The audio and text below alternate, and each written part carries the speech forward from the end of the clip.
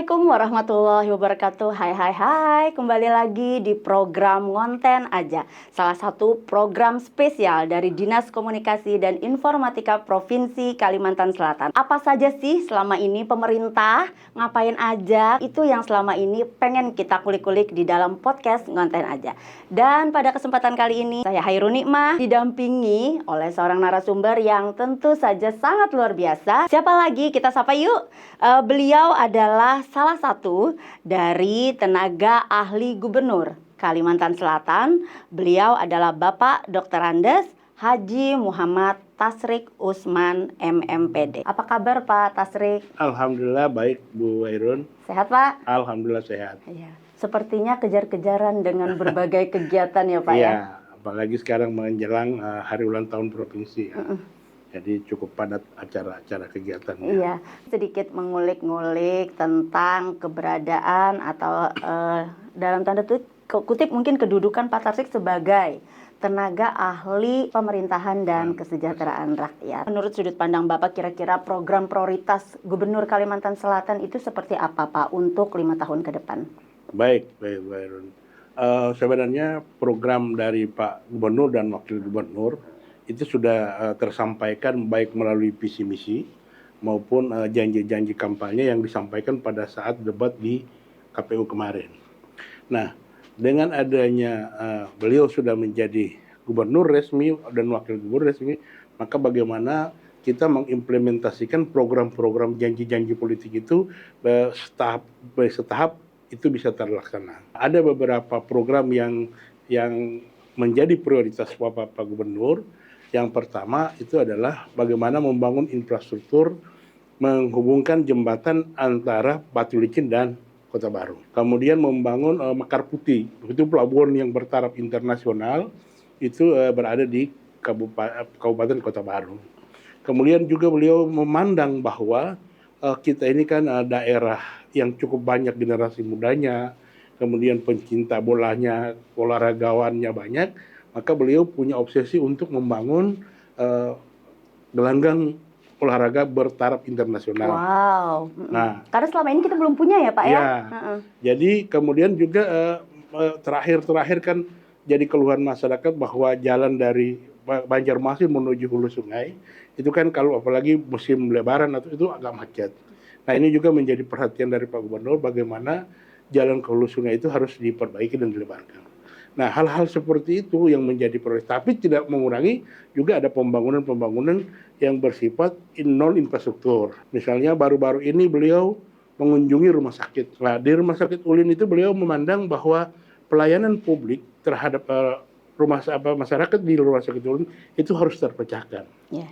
Nah, kebetulan saya kemarin ditugaskan menjadi dewas di rumah sakit. Kita sampaikan ke beliau bahwa yang menjadi kendala itu adalah bagaimana antri yang berlebihan karena adanya mesin CT scan yang ada itu sudah tidak layak pakai. Akhirnya beliau sendiri meminta supaya dimasukkan dalam anggaran dan alhamdulillah beliau sudah menganggarkan 49 miliar untuk pembelian mesin CT scan yang nantinya kalau itu sudah beroperasi maka itu mengurai antri yang ada di rumah sakit. Dari keseluruhan program-program pemerintah Pak Gubernur dalam hal ini, berarti itu sudah dianggarkan begitu ya Pak ya? Melalui penganggaran di Bapeda begitu Pak ya? Iya, kemarin kita kebetulan ini lagi kami ditugaskan oleh Pak Gubernur sebagai tenaga ahli mencoba memanggil seluruh atau mengundang ya seluruh SKPD yang untuk persiapan perubahan anggaran dan anggaran 2026. Nah, yang kita pertanyakan ke PU misalnya, ke Perhubungan, alhamdulillah sudah on the track. Baik itu pembangunan infrastruktur maupun yang non-infrastruktur.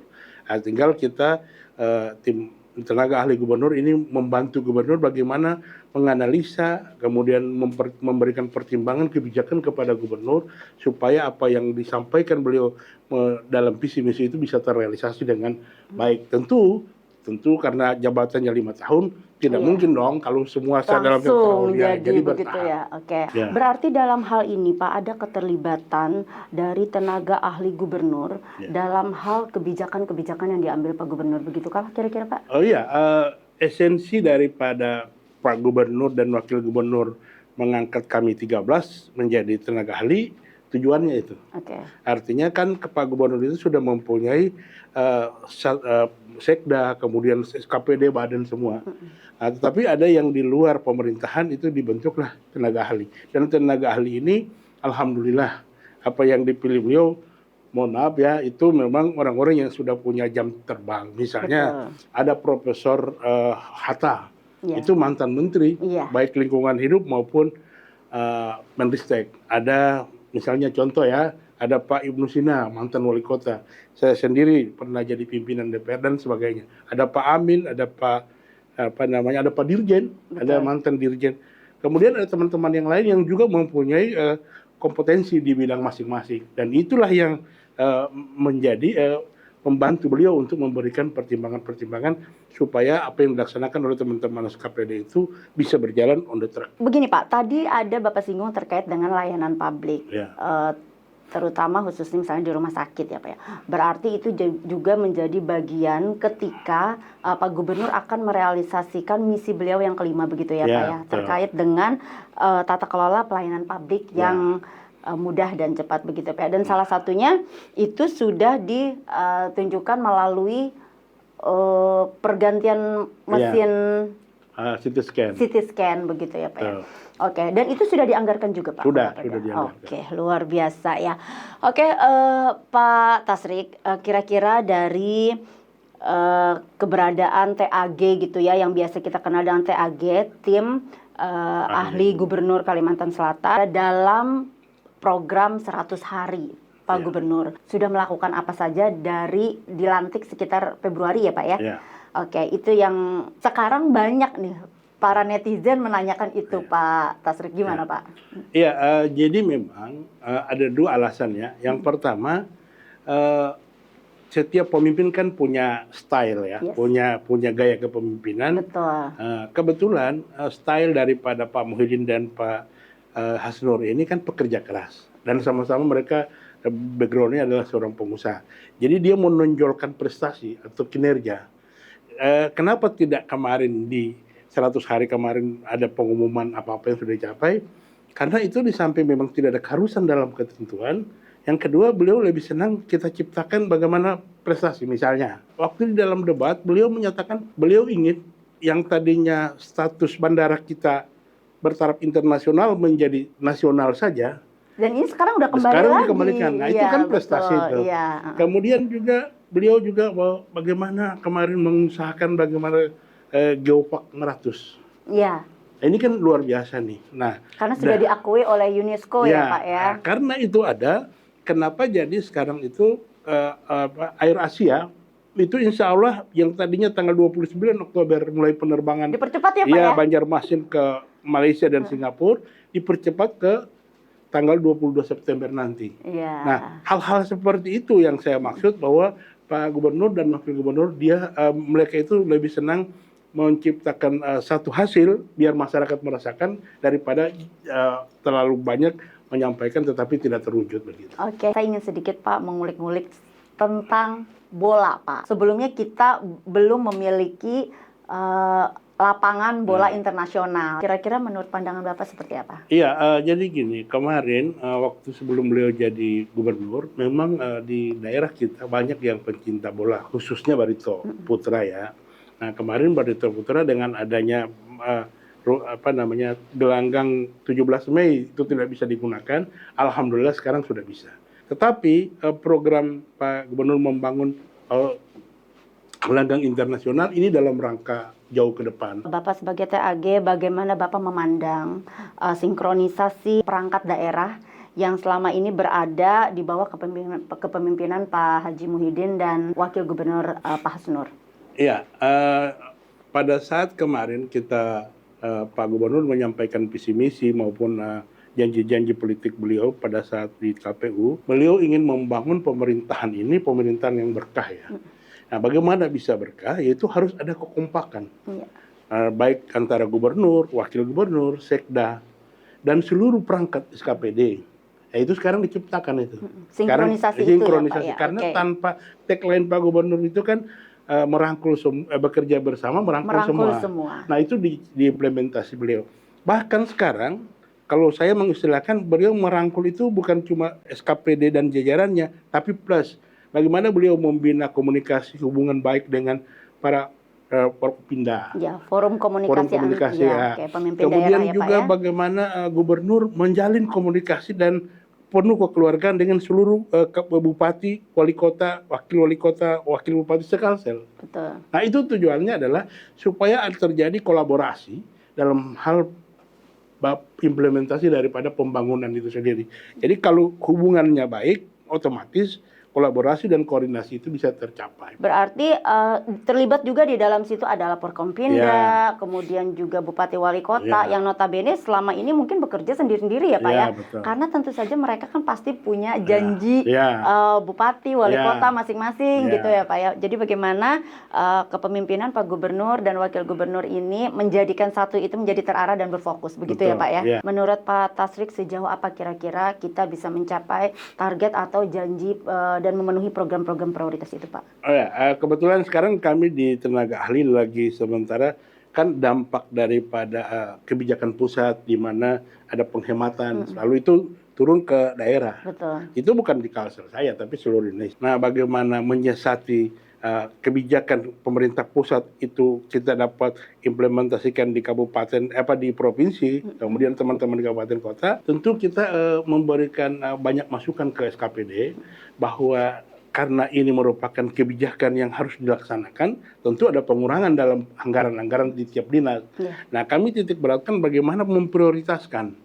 Jadi kan katakan ada 9 program, anggarannya yang akan diserap sekian.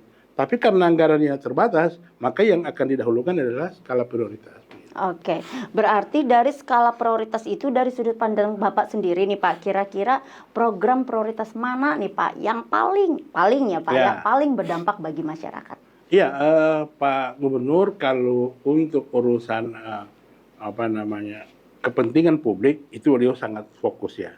Jadi kami pun kadang-kadang dalam pembahasan dengan teman-teman di SKPD, kalau itu ada bersentuhan langsung dengan kepentingan masyarakat, itu kami minta diperhatikan. Kami berikan pertimbangan kepada Gubernur bahwa ini tidak boleh terlalu banyak dikurangi, tetapi karena ini bersentuhan langsung dengan kepentingan publik. Dan alhamdulillah beliau sangat menyetujui itu. Dan itulah fungsi daripada tenaga ahli gubernur. Oke, Pak Tasrik, kira-kira Pak dengan 10 janji gubernur atau program-program prioritas itu kaitannya dengan program-program pusat bagaimana Pak? Ya itu yang sekarang kemarin saya termasuk yang bertanya ya waktu acara dengan BPKP itu ada kan gini, presiden itu ketika dia maju sebagai presiden tentu dia mempunyai visi misi. Betul. Gubernur juga, wakil gubernur juga punya, bupati, wali kota juga. Nah ini harus kita piawai menyiasati bagaimana program pemerintah pusat, provinsi dan daerah itu bisa sinergi. Nah jalan satu-satunya adalah ada kolaborasi tadi, harus ada koordinasi. Misalnya kan yang prioritas banget nih oleh Pak Prabowo adalah MBG. Betul. Nah MBG kan kebetulan memang dana dari pusat belum semua turun, tetapi kita sudah diminta untuk menyiapkan, mengalokasikan gitu. Nah supaya program pusat jalan, supaya masyarakat kita di Kalsel juga bisa merasakan program pemerintah pusat itu sendiri. Artinya kita tidak defense gitu ya Pak ya, untuk bukan tidak mendukung, tetapi kita malah ini ya Pak ya, mensinergikan ya Pak ya. Sekarang kan yang sangat menonjol yang sudah dilaksanakan 1 bulan terakhir itu di samping MBG, ada yang namanya Koperasi Merah Putih. Betul. Kemudian ada yang namanya Sekolah Rakyat. Iya. Nah itu kan selalu dipadukan itu. Dan disitulah kepiawaian seorang Pak Muhyiddin sebagai gubernur bagaimana menghargai program pusat, tetapi juga dengan program daerah juga tetap tercapai. Kan sebentar lagi hari jadi ya Pak ya. Hari jadi Provinsi Kalimantan Selatan yang ke-75. Bagaimana Pak Tasrik selaku tim ahli gubernur menyikapi atau mungkin ikut serta gitu ya, kita memeriahkan barangkali begitu, bagaimana Pak? Ya, jadi arahan dari Pak Gubernur sudah jelas bahwa karena ini hari ulang tahun provinsi tentu dilaksanakan, tetapi tidak terlalu wah gitu ya. Tetapi acara-acara yang selama ini jalan itu bisa tentu dikurangi jenisnya, ataupun katakan yang tadinya ada karangan bunga dan sebagainya itu cukup dengan aja. Kemudian olahraga, kemudian ada menghibur masyarakat itu tetap ada, tetapi tentu tidak terlalu euforia, terlalu Berlebihan dibesar-besarkan. begitu ya. Jadi bagaimana supaya hari jadi ini punya hikmah tersendiri. Memang Pak ya, kalau saya lihat nih pelaksanaan persiapan Ya. dari rangkaian seluruh rangkaian hari jadi ini kelihatannya sudah mulai ya Pak Ya, ya. betul. Dan di beberapa media pun juga sudah Ya, mulai sudah mulai. menaikkan pemberitaan itu. Ya. Kebetulan ini adalah pertama kali kita akan melaksanakan peringatan hari jadi di daerah kantor Betul. Sekretariat Daerah Provinsi Ya. Kalimantan Selatan ya Pak ya. Harapan Bapak Pak terkait dengan pelaksanaan Expo Kalsel dan juga yang menjadi rangkaian hari jadi di tempat yang baru ya Pak ya. Ya. Yang mungkin selama ini belum pernah gitu dikunjungi orang atau jauh dari keramaian kota barangkali atau Ya. bagaimana Pak? Baik, tadi ada juga yang saya lupa ya, bahwa sekarang kan kompleks perkantoran yang ada di Banjarbaru ini kan sudah mulai ramai ya. Polda sudah diresmikan, jaksa sudah. Sudah mulai juga. Jadi animo masyarakat berurusan nanti ke daerah, ke kampung, ke kompleks Ke ini. kawasan Ya. ini ya Pak ya. Nah, kemarin kami dengan tenaga ahli sama Pak Gubernur dan Dinas Perhubungan ada berbicara mengenai bagaimana Pak Gubernur menghendaki ada shuttle bus minimal 4 buah itu dari Banjarmasin, baik pegawai maupun masyarakat umum bisa naik dalam satu tahun itu gratis. Oke. Jadi nanti di waktu-waktu tertentu berarti ya Pak jadi ya. bis itu mungkin setengah jam sekali, dari 4 itu mutar terus di seluruh perkantoran itu. Nah nanti supaya masyarakat kalau berurusan di instansi mana, dia yakin bahwa nanti setengah jam kemudian dia bisa naik kembali lagi. dengan Ya. naik bis Dan itu lagi Pak ya. Gubernur membijaksanai, insya Allah 1 tahun itu digratiskan. Meningkatkan pelayanan publik gitu ya Ya, Pak ya. betul. Salah satunya adalah menyediakan shuttle bus tadi ya Ya, Pak ya. shuttle Kita bus. tunggu saja kapan shuttle busnya Ya. itu akan mulai resmi diluncurkan di daerah perkantoran. Pak Tasrik, sebagai tenaga ahli gubernur, harapan Bapak untuk kemajuan Kalsel. Untuk pertanyaan terakhir kami Pak. Iya, jadi falsafah dalam bentuk kepemimpinan itu syarat utama menurut Pak Gubernur ada kekompakan. Misalnya Pak Gubernur ingin antara gubernur dan wakil gubernur itu selalu Bersama. Oke. Kemudian juga dengan sekda. Nah, Mbak Hairun lihat semua kegiatan-kegiatan baliho di mana-mana itu pasti bertiga. Iya, betul. Itu Pak Gubernur mengirim pesan bahwa kami ini bekerja Bersama gitu Ya, ya Pak ya, merangkul sesuai semua, tagline ya iya. Pak ya. Jadi kalau pemimpin itu tidak kompak atau tidak difungsikan misalnya salah satunya, itu sama dengan kita di dalam rumah. Kalau bapak sama ibu tidak teguran kan gimana? Ya. Nah sekarang Pak Muhyiddin itu tidak ingin itu. Bagaimana peran dan pembagian tugas sudah diberikan. Jadi Pak Hasnur bisa melaksanakan tugas apa yang diberikan Pak Gubernur dan Pak Wakil Gubernur juga senang melaksanakannya. Juga koordinasi dengan Sekda. Seluruh SKPD juga diciptakan bagaimana harus dalam setiap kegiatan-kegiatan pemerintahan itu ada kekompakan di antara kita.